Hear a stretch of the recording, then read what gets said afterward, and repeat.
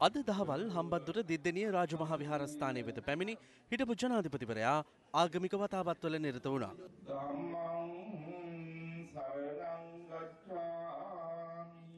අනතුරුව එම විහාරස්ථානයේ තෙමහල් සංඝාවාස ගොඩනැගිල්ල විවෘත කිරීම සහ ධාතු මන්දිරයේ ධාතු තැන්පත් කිරීම සිදු වුණේ හිටපු ජනාධිපතිවරයාගේ සහභාගීත්වයෙන්.